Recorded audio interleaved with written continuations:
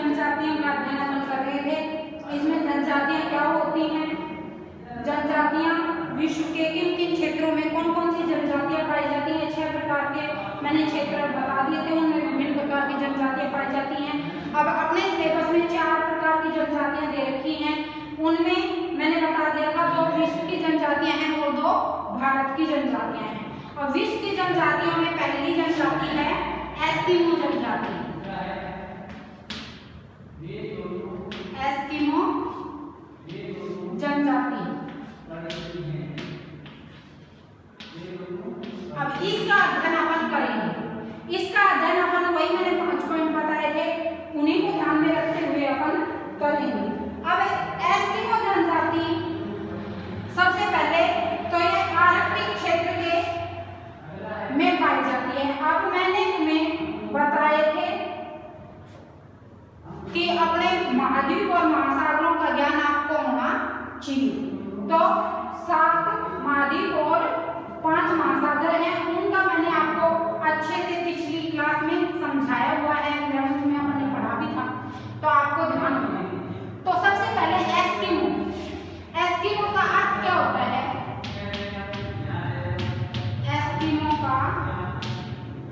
Eskimo का अर्थ क्या होता है? कच्चा मांस खाने वाला। कई बार पूछ लिया जाता है छोटे क्वेश्चनों में, आप नोट कर लो।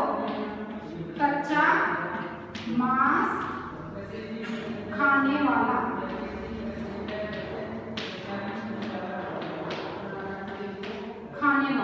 ठीक है। अब ये कच्चा मांस ही क्योंकि यह बर्फीले क्षेत्र में रहते हैं और मैंने अभी बताया यह आधुनिकता से बिल्कुल अनभिन्न रहते हैं। जनजातियां जो होती हैं उन पे आधुनिकता का कोई प्रभाव नहीं होता है। यह बिल्कुल इनके खुद के अपने रीति रिवाज, अपना इनका समाज रहता है। इनके अब जिस जलवायु में या जिस क्षेत्र में रहते हैं उसी हिसाब से इनके शारीरिक बनावट रहती है। कि जैसे ठंडे प्रदेशों में अभी मैंने बताया कि एस्किमो जनजाति ठंडे प्रदेश है, आर्कटिक क्षेत्र में रहती है यह, तो इसलिए यह ठंडे प्रदेशों में निवास करती है। तो इनके एस्किमो जनजाति का चेहरा सपाट होता है, सपाट एवं चौड़ा चेहरा इनका, यह आपको याद रखना है। चेहरा सपाट एवं चौड़ा होता है। रंग इसका पीलापन लिए हुए होता है।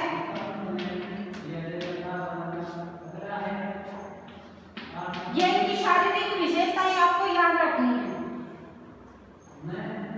भूरा होता है और कद इनका छोटा होता है, नाक चपटी होती है, आंखें गहरी होती हैं और कथई कलर की होती हैं। इस प्रकार की इनकी शारीरिक बनावट, ये मैंने आपको एक बार पहले भी बताया था कि जिन क्षेत्रों में आप चाहे कहीं भी देख लो, जैसे अपन भारत के लोगों की शारीरिक बनावट अलग प्रकार की है और जो जो अपन जैसे चीन में जाएंगे, ठंडे प्रदेशों में ऊपर की ओर उच्च कटिबंधों में जाते रहेंगे, ठंडे प्रदेशों की ओर जाएंगे, शारीरिक बनावट में उनमें अंतर आता जाएगा।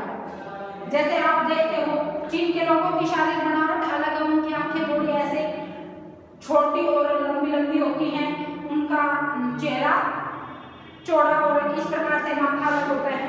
तो सभी देशों की ये जो ठंडे प्रदेश हैं उन देशों में निवास करने वाले लोगों की अलग शारीरिक बनावट होती है और गर्म प्रदेशों में रहने वाले लोगों की अलग बनावट होती है। अब इसमें पहला पॉइंट आता है कि इनका निवास क्षेत्र क्या है। एस्किमो जनजाति का निवास क्षेत्र, निवास क्षेत्र क्या है? अब यह आपको आर्कटिक क्षेत्र मैंने बताया था, उत्तरी ध्रुव के चारों ओर जो क्षेत्र है उसे आर्कटिक क्षेत्र कहा जाता है। अब इनका निवास क्षेत्र देखते हैं अपन।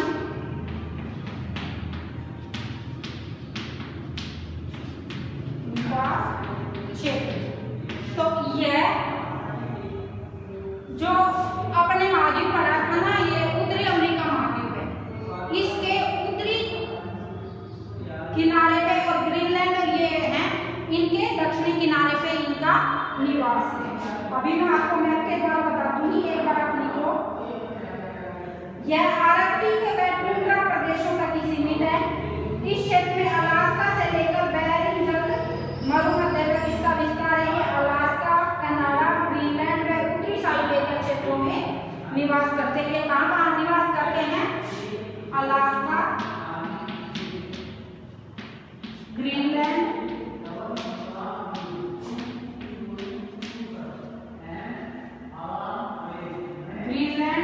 साइबेरिया, कनाडा, कनाडा के उत्तरी भाग में, कनाडा व साइबेरिया क्षेत्रों में,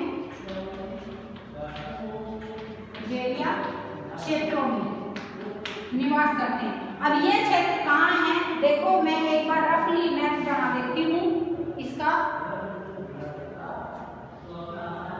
उत्तरी अमेरिका, ठीक है, ये हो गया समझ लो आपका उत्तरी अमेरिका। उत्तरी अमेरिका महाद्वीप है ना। अब यह जनजाति कहाँ पाई जाती है? अब एक बार मैं ये मिटा देती हूँ। ये आपको जब क्लासेस लगेंगी तो मैप के द्वारा आपको मैप दिखा के और भी अच्छे से समझा दिया जाएगा। अब यहाँ समझ लो ये ग्रीनलैंड है, तो उत्तरी ध्रुव, ये आर्कटिक महासागर है, ठीक है, इन क्षेत्रों में पाई जाती है। अब ये यहाँ ये जो भाग है ना उत्तरी अमेरिका का, ये भाग, ये अलास्का है, ठीक है, यह क्या है? अलास्का। ये उत्तरी और पश्चिमी भाग जो ये है अलास्का है। और फिर इसके नीचे ये कनाडा और ये संयुक्त ऐसे हैं। तो अब यह ठंडे प्रदेशों में निवास करती है, तो यह इन क्षेत्रों में निवास करती है। ये क्षेत्र है ना, ये तटीय क्षेत्र, ठीक है। यहाँ ये ग्रीनलैंड है, ग्रीनलैंड के इस क्षेत्र में, ठीक है, ये यहाँ निवास करते हैं। आगे अगर आपके समझ में ये मैप के द्वारा समझोगे तो आसानी से समझ में आ जाएगा। अलास्का यहाँ ये क्षेत्र है, इसके ये इस क्षेत्र में, और ये क्षेत्र, ठीक है, ये थोड़ा सा ऊपर है, इसके चारों ये यहाँ ये कौन सी जनजाति निवास करती है? एस्किमो जनजाति, एस्किमो जनजाति, ठीक है। आपको मैप के द्वारा समझोगे तो आसानी से समझ में आ जाएगा, याद भी रह जाएंगे क्षेत्र, नहीं तो आप रटते रहना अलास्का, कनाडा, साइबेरिया, ग्रीनलैंड, ये आप रटते रह जाओगे, आपको ये नहीं पता लगेगा ग्रीनलैंड की जगह आप कभी उत्तरी अमेरिका लिखोगे, कभी कुछ लिखोगे ऐसे। तो ये इनका निवास क्षेत्र है, ठीक है। अब आपके समझ में आ गया होगा मैप के द्वारा ये उत्तरी अमेरिका महाद्वीप है, इसके उत्तरी छोर पे यह जो तटीय क्षेत्र है इसमें यह निवास करते हैं। उत्तरी ध्रुव महासागर भी बोलते हैं ना, ये इसके आर्कटिक जो महासागर है इसके नीचे उत्तरी ध्रुव महासागर ये इधर है ना, इसमें यह निवास करते हैं। अब आपके लिए समझ में आ गया होगा कि इनका निवास क्षेत्र कहाँ है। अब इससे आगे ये निवास क्षेत्र याद करने में आपको कोई परेशानी नहीं होगी।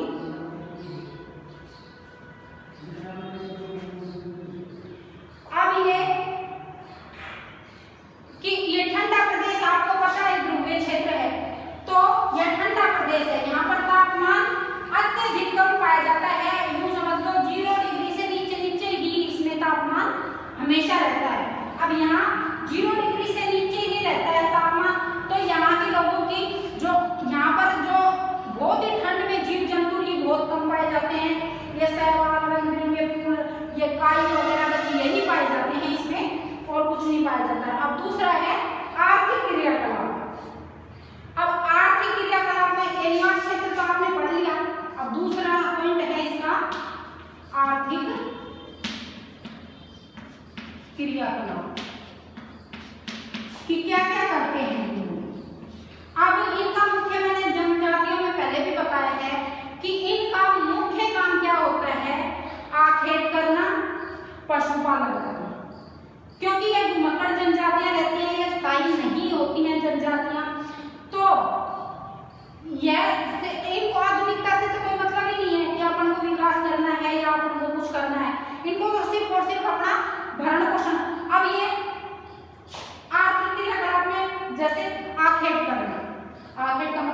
शिकार करना, शिकार करते हैं।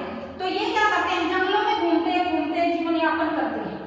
अब ये जो भी जैसे इनके आगे आया उसका शिकार कर लिया, उसको कच्चा ही मांस इन्होंने खा लिया, क्योंकि आधुनिकता का इनको आग का ये पका के खाना इनका तो कोई ज्ञान है ही नहीं, क्योंकि ये इतने दुर्गम क्षेत्र में रहते हैं, वहां पर आम लोगों का तो आना जाना है ही नहीं। तो इसलिए यह भारी लोगों के तो संपर्क में जनजाति आती नहीं है। तो आर्थिक क्रियाकलाप में हम इनका ऋतु के अनुसार क्रियाकलाप करते हैं, क्योंकि जो पशुपालन है वो भी मौसम के हिसाब से या ऋतु के हिसाब से ही होता है कि भाई कौन से पशु, क्योंकि इतनी ठंड पड़ती है यहाँ पर, जो मैंने आपको बताया ना कि ये 0 डिग्री सेल्सियस से भी कम तापमान रहता है।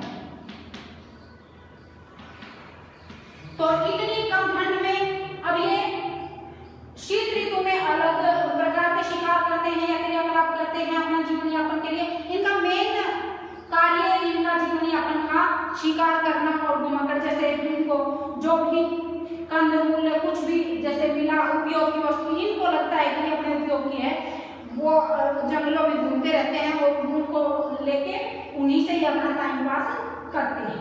तो इनके दो प्रकार आर्थिक क्रियाकलाप में दो प्रकार का भाग है, शीतकालीन आखेट और वसंतकालीन। अब शीतकालीन आखेट में इसके दो भाग हैं, शीतकालीन आखेट और दूसरा है वसंतकालीन।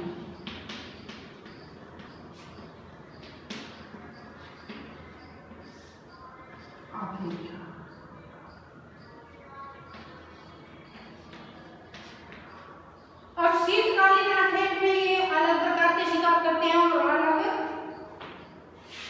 यह इसमें सबसे मेन है कि ये मछलियों का शिकार करते हैं, क्योंकि समुद्री क्षेत्र में रहते हैं ना, तो ये मछलियों का शिकार करते हैं और उनके लिए ही ये शिकार करने के लिए हथियार बनाते हैं, जिसे हथियार का नाम क्या है, हार्पून। हथियार का नाम क्या है, हार्पून। ये आपको याद रखना है, हार्पून यह एक हथियार का नाम है जिससे कि मछली का शिकार किया जाता है, मछली का शिकार किया जाता है इससे, ठीक है। इस हथियार का क्या नाम है, कई बार तो हार्पून नाम दे दिया, यह किस काम में आता है तो उसके अलग अलग ऑप्शन दे देंगे आपको। तो यह मछली का शिकार करने में,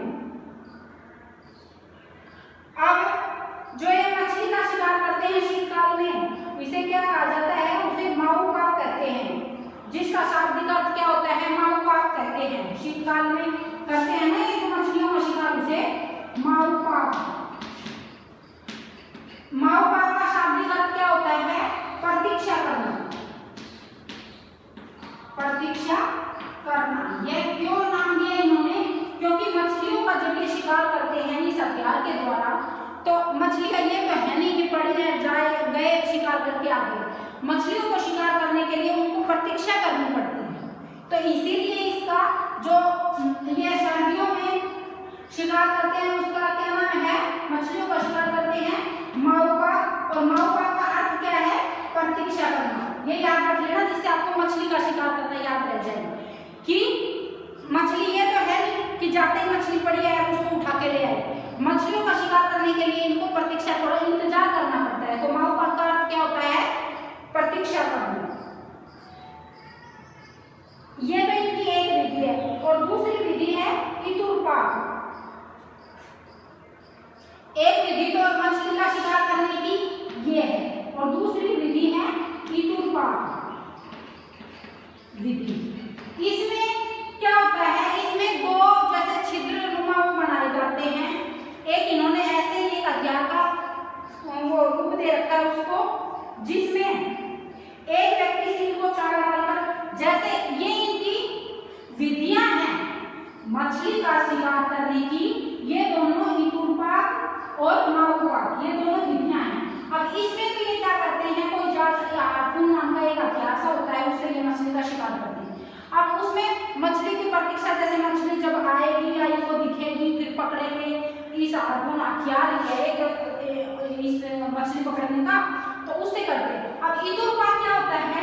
इतुरपाक में इस प्रकार का बना हुआ एक यह भी हथियार होता है। तो उसमें क्या होता है कि इसमें 2 छिद्र होते हैं, 2 छिद्रों को जैसे वहां रख दिया।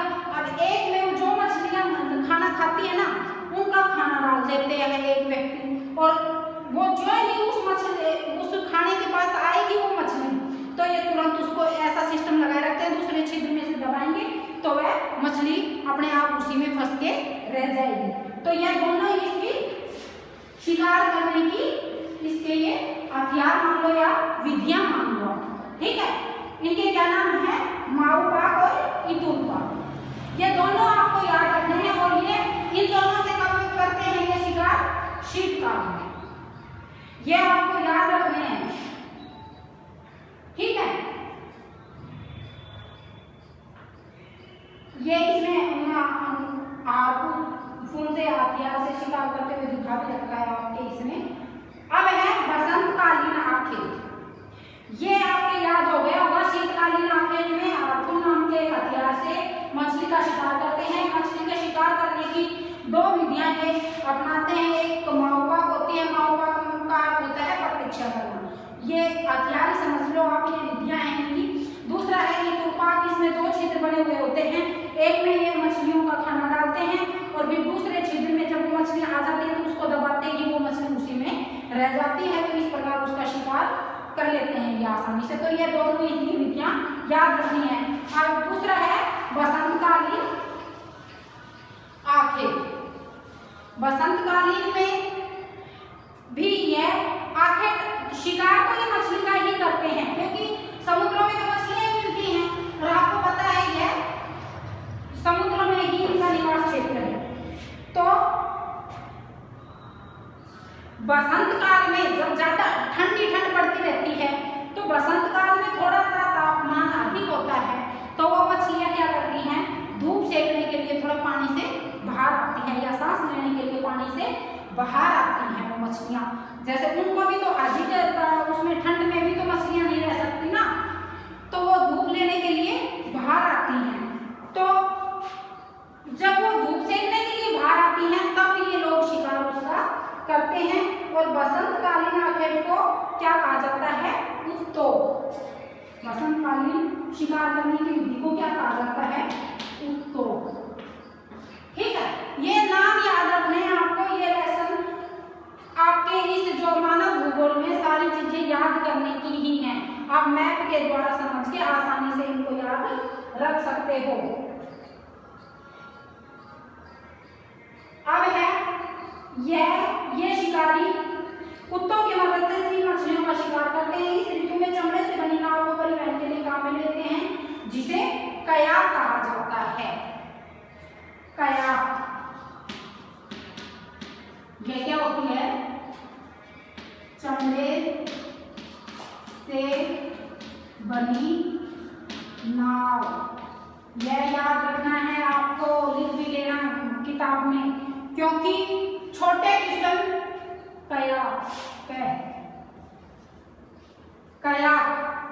कयाक कई बार दे दिया जाता है कयाक क्या है, तो चमड़े से बनी नाव। यह आपको याद रखना है।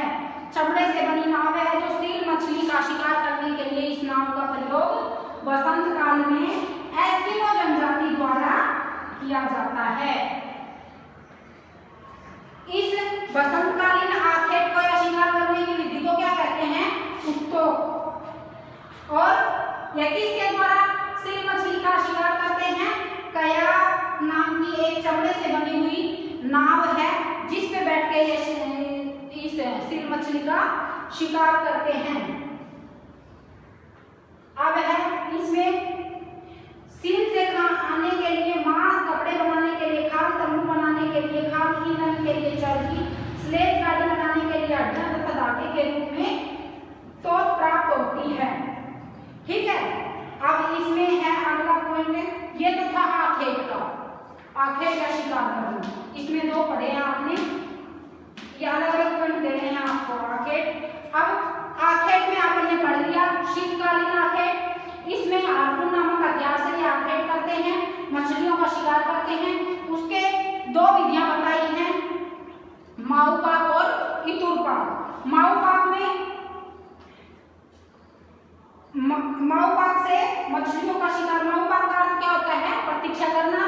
और इतुर पाक में 2 को छेद बने हुए होते हैं, उसमें मछलियों को वो खाना डालते हैं जिससे वो फिर उस छिद्र में ही फंस जाती है। तो ये दोनों विधियां हैं। बसंतकालीन आखेट में है उत्तोप नामक अध्याय से उत्तोप विधि है, ये शिकार करने की विधि है। और कयाक नामक एक नाव है जो कि चमड़े से बनी हुई होती है। यह आपसे कई बार पूछ लिया जाता है, यह चमड़े से बनी हुई नाव होती है। ठीक है, अब है भोजन इनका क्या होता है? पहला तो था आखेट, अब दूसरा है भोजन में ये क्या करते हैं। अब ये शिकार करते हैं तो एक कच्चा मांस सिखाएंगे, आपको पता ही होना चाहिए।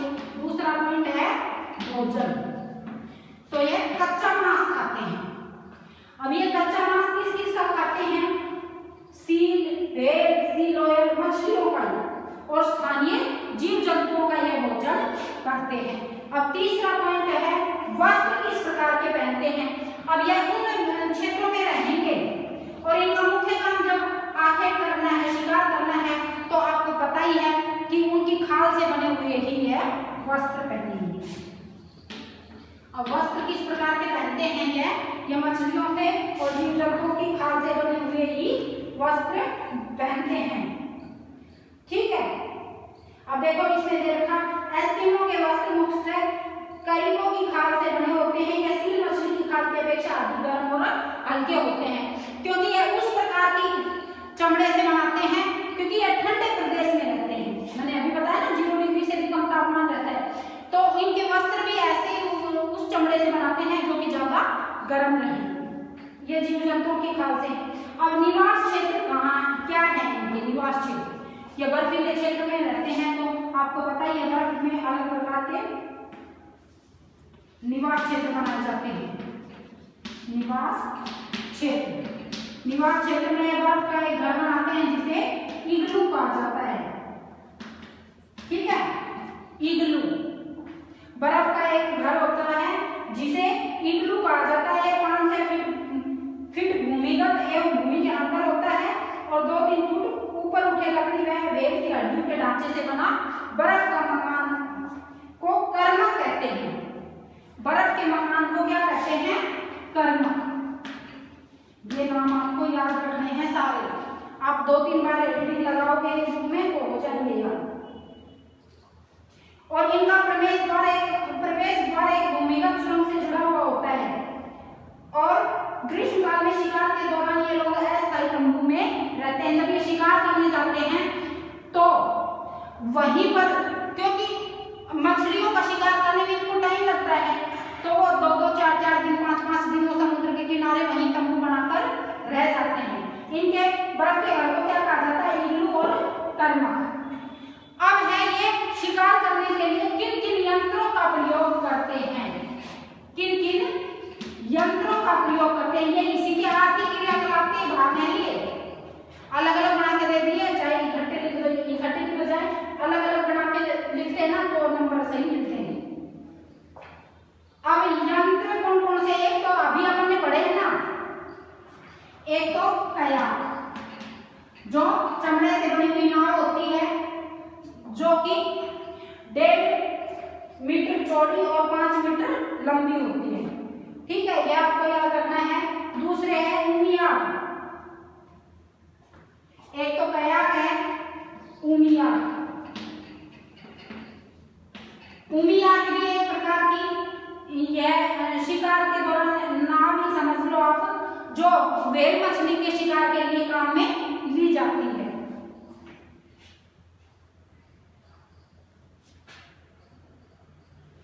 अब तीसरा है हार्पून। अभी बताया था ना मैंने, हार्पून।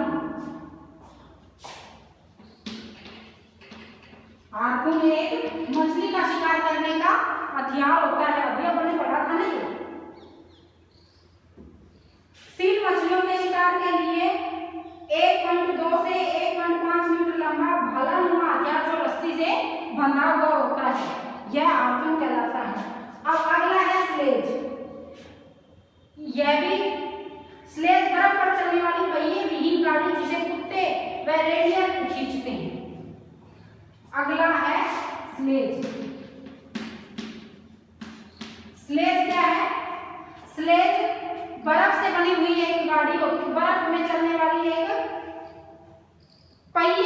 गाड़ी होती है जिसको कुत्ता या रेंडियर चलाते हैं। ये जानवरों के नाम है जो वहां पाए जाते हैं, ये चलाते हैं। अब ये यंत्र आपके समझ में आ गए होंगे। कयाक एक चमड़े से बनी हुई नाव है। उमियाक एक बड़ी नाव है जो कि व्हेल मछली के शिकार में काम में ली जाती है। आर्गुन भी मैंने अभी बताया आपको कि यह सील मछली के शिकार के लिए भालानुमा हथियार है जो कि रस्सी से बंधा हुआ होता है और ये स्लेज बिना पहिए की गाड़ी होती है जो कुत्ते रेंडियर के द्वारा खींची जाती है। अब आपने निवास क्षेत्र पढ़ लिए और आर्थिक क्रियाकलाप पढ़ लिए, 2 पॉइंट पढ़ लिए। अब तीसरा पॉइंट है अपना समाज एवं